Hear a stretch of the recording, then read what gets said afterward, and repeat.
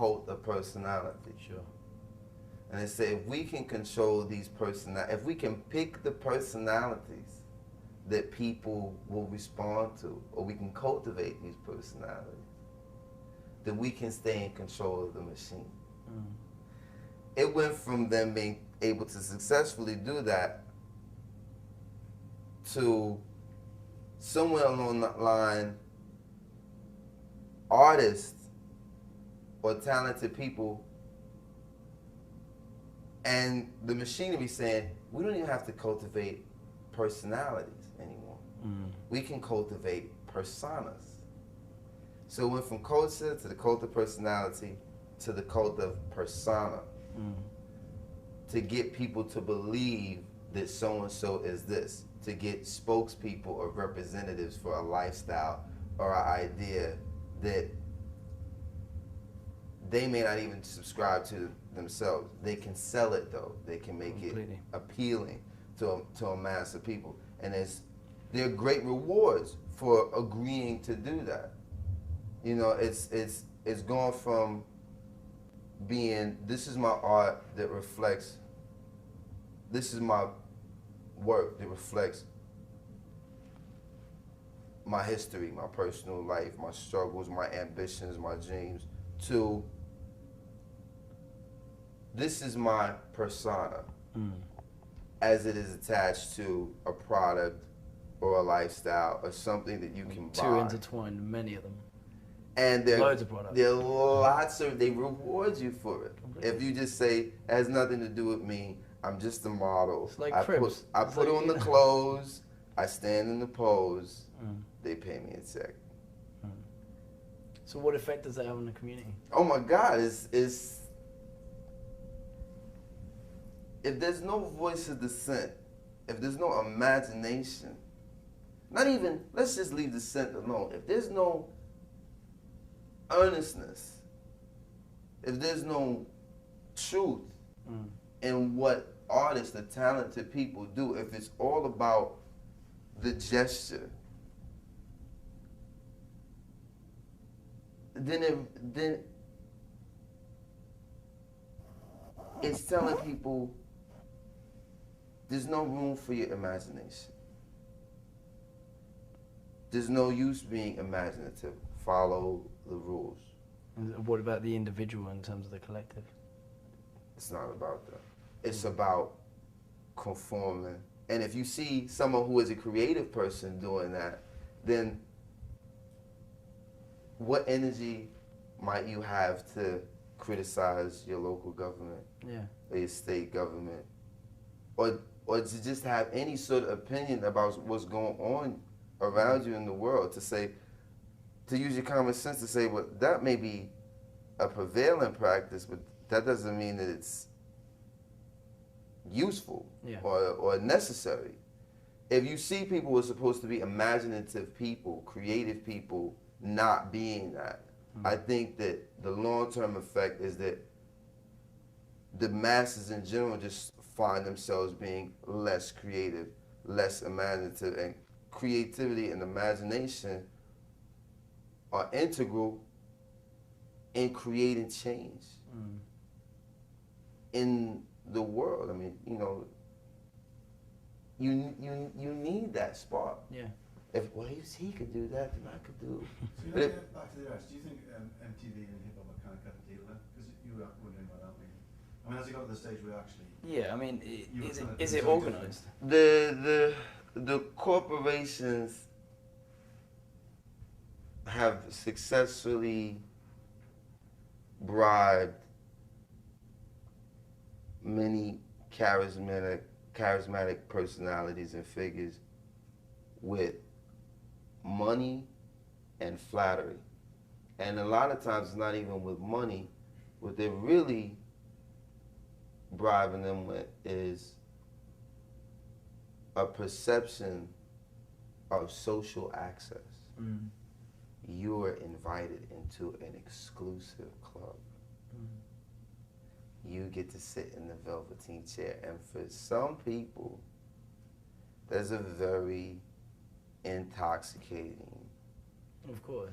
proposal, because especially if you come from an ignored or marginalized part of the world and now somebody's treating you like this rare and precious thing. Now the fine print of that is like it's better to be, and this is a quote from an article about Josephine Baker that I read. It is better to be treated like a rare and precious thing as opposed to a horrible, ugly one. But it's still to be treated like a thing. There's no real human temperature in that. It's, oh, you were so exotic, but you're a caricature. You're a beautiful caricature, but you're not a You're human. commodified. Yeah, you're not a human being. And it's just that kind of hip hop will find its center again. At the moment, a lot of its biggest names and most charismatic personalities are dizzy and disoriented off of success and what they perceive to be mainstream approval and acceptance. Which the irony is that the culture came into prominence without any of that. Yeah. Almost Came anti that. rejecting that. Like, we don't care what you think, it doesn't matter. It's like I was watching this thing on Andy Warhol. The great thing about, another great quote is that he said that Andy realized that you couldn't lead people from the front, that you had to go to the edge and say, this is the center. Yeah. And that people will find their way to the new center. Yeah. And that's what hip hop said. It's like, even past that, it was like, this is the edge and this is the center for us. And we don't care about the center. This is our center. And then people started gravitating toward that center. There, and it's surrounded in sort of commercialization and lots of money, and you know, At least what would it take to push it again to the side? You know, where are the leaders going to come from?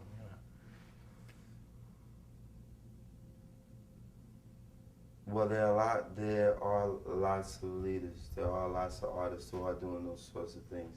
But when they submit themselves to certain forms of machinery, as television or radio, then it's a perfect opportunity for you to be suppressed. And what happened, I think, is that we started to accept mainstream notions of success. Being on a top Billboard artist was not even in anyone's field of vision. It was just about being able to make music that was relevant to your center. Then your center started being relevant to the center, the mainstream center. And as a result, people started modifying themselves and, you know, changing appearances to appeal to the old center sensibility. Yeah. And now, if you weren't on the top 10 and Billboard, and this came from inside the culture, we adopted this. Yeah. If you weren't that type of artist, you weren't relevant. If you couldn't have that sort of mainstream appeal, you didn't matter. And it almost it had to be that you were lobbying or campaigning for the widest audience possible, which is harmful because it turns it into like a tournament type of atmosphere where you're competing against not only your own contemporaries but other genres, and it's got to be splits up. like a very gladiator type of atmosphere, you know. What happens to the message in there? You know, I mean, this is the whole thing. If it's getting split up that much, to maintain a pretty solid message must be near impossible. Well, you know, it's really simple. You know, the radio stations won't play certain records. and they only play roughly 35 to 40 records in any given rotation anyway. Can I have one? Yeah, sure. So, This is the first time I've smoked on camera. I apologise to my nan. Sorry, Nan. We're trying to like it, so they only play a certain amount of records, and they say they don't play certain records because, well, that's not what people want to hear. Yeah. This says who? Says the program director, who usually works for some large broadcast corporation. If you take that apart enough, if you've got media owned by like 4 companies, how, you know, all of the media in this country, if it's owned by like, you know, maybe 4 major companies, then how do you get the message out there if there's... You just have to do it. And you have to just go directly to the people. I mean, you can't depend on MTV or Hot 97. I mean, I've attempted to. I've attempted to do that. And I've had really good records. I mean, I've been nominated for Grammys and for gold records. And I've had program directors even tell me, Most, I like you. I love your music, but I can't. It doesn't fit into our format. The format is predetermined. Yeah. And it's pretty predictable. Everybody makes it like it's not that premeditated. You're being conspiracy theorist. And it's like, if it's not that premeditated, why is it so predictable? Yeah.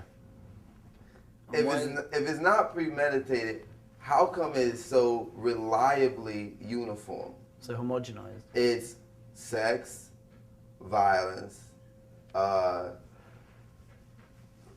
songs, glamour, dance.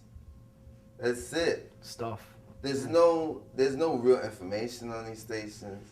So as a result, there's no real information in the music, and that's not what they're about. That's not what their programming mandate is about. Their programming mandate is about surface pop culture, and that's really problematic for us as a community, because the only culture that we have in this country is the ones that we create.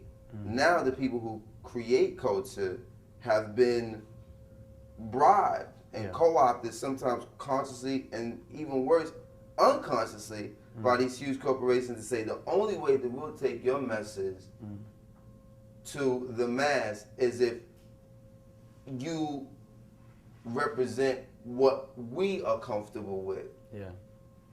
Seeing your community or seeing your demographic, which is a really kind of sterile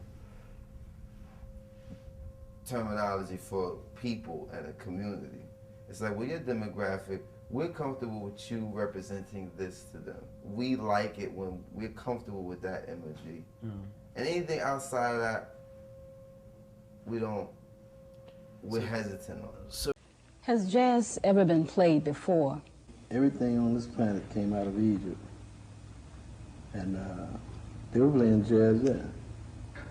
It has always been played because it's, whatever the country is based in, it always comes to be the rules of the world. Whenever the music is, the creativity you see. True jazz is creativity. And it's from people who are especially gifted by the creator. And although a lot of musicians can play the notes, they can't really play jazz. They're saying jazz, but they're not playing it. In the black race now, you might have 50 people who are playing jazz scattered all over the country, all over the world for that matter. They lost it because they were trying to integrate, and they lost that ethnic structure, you see. So every nation got certain things that they do, like the Scotchmen, they play their music and they don't integrate it.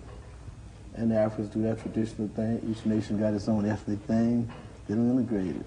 And the Chinese got their thing, their Chinese opera, they don't integrate it. The Japanese got their samurai and all these different things they do, and they don't integrate it.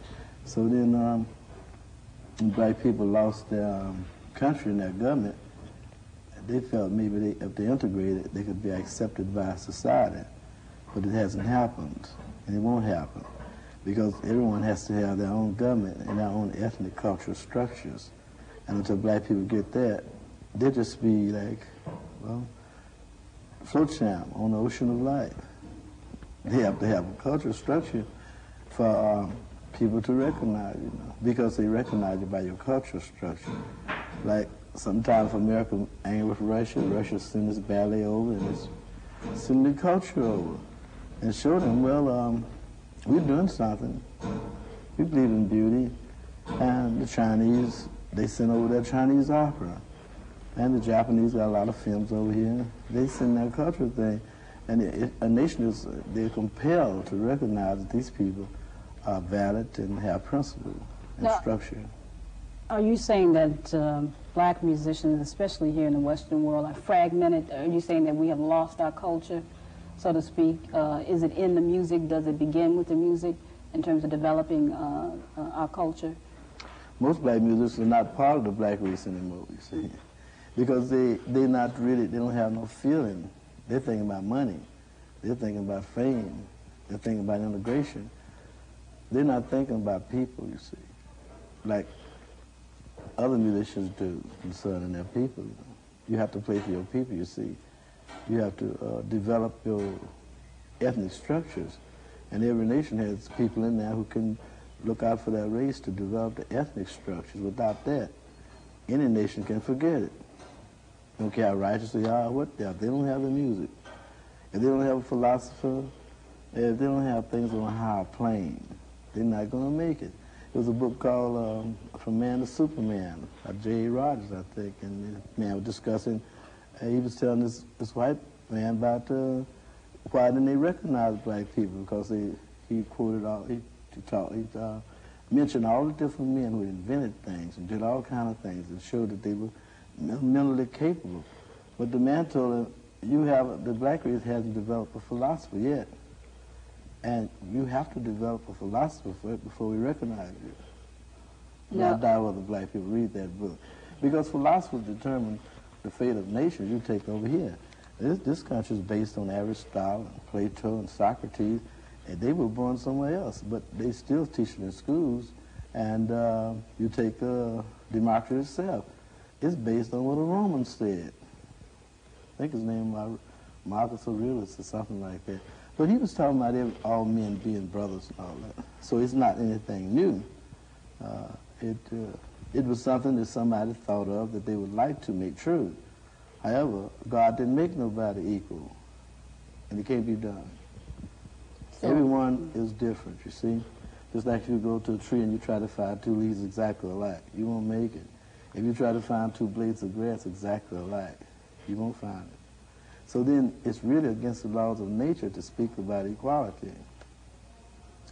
It's something man thinks should be because of conditions to try to uplift other men. But these people got karma on them, and they got God against them. So if you try to, it says that, well, he who is a friend of man is an enemy of God, you know. So a lot of people have died trying to help man because they proved to be enemies of God, and he killed them. It's quite simple, you see. But they got this Bible, and they like to think that God is love, and that's blinding them. They have to read what it says. It's got all the facts in there.